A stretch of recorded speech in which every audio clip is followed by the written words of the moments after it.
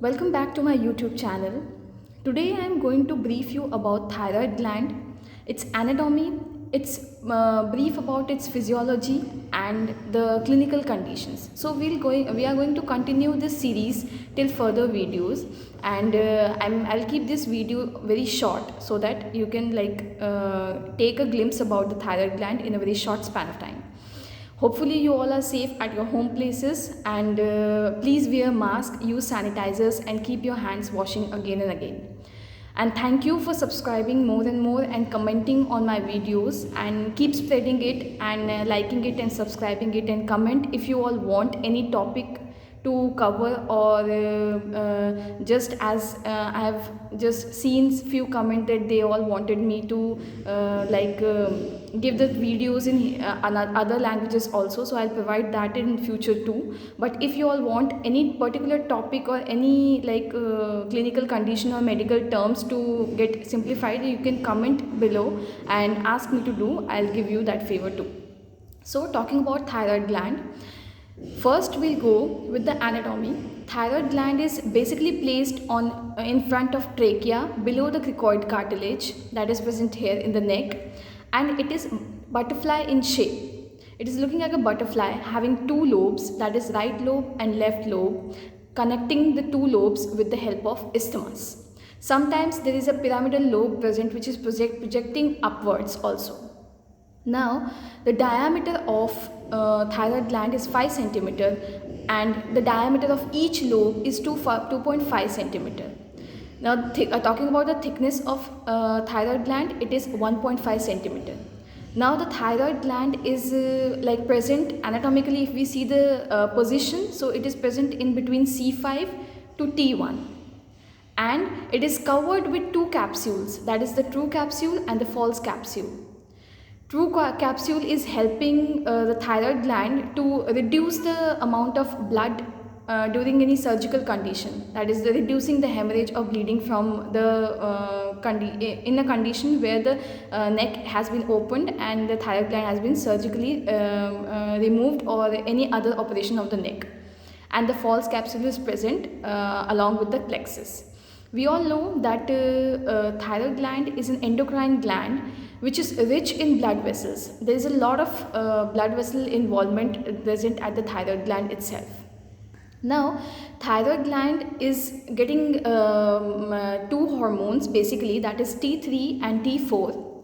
Now, T3 and T4 is working under the influence of thyroid stimulating hormone.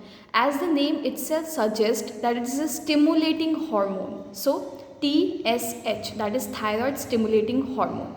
So the T3 and T4 getting stimulated by TSH, and TSH is getting stimulated from the anterior pituitary. Basically it has been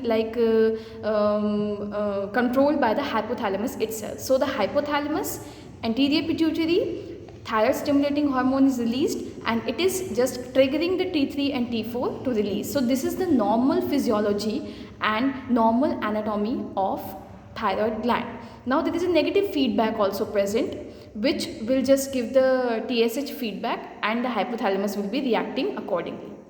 Now, thyroid stimulating hormone is basically a hormone that is stimulating the T3 and T4. Now, the physiological factor of thyroid gland is, it is basically present in, or it is functioning in all the parts of body.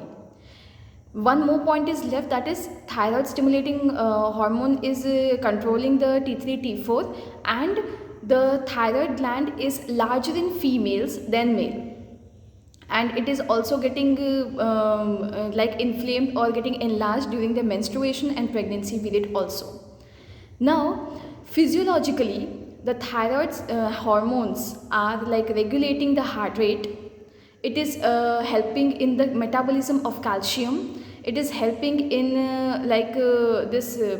cardiac activities, respiration, sweating, then metabolic rates. It is present in everywhere of the body, and it is regulating every system in a small amount or in a large amount. So basically, physiologically, thyroid gland is very important gland, in endocrine gland in our body, that is controlling almost every system. I'm not telling that it is controlling the system like for all or for whole, but partially it is involved in every system of the body, controlling it. Whether it is CNS, it is like we are having that alertness, that quickness, it is controlling that. Secondly, talking about the respiratory system, it is controlling the or managing the respiratory rates. Cardiovascular system, it is managing the pulse rate, it is managing the cardiac activities. Then in bones and in growth, it is also helping in like calcium metabolism is the main function of thyroid gland. So calcium metabolism is also an important part of the physiological factor of thyroid gland.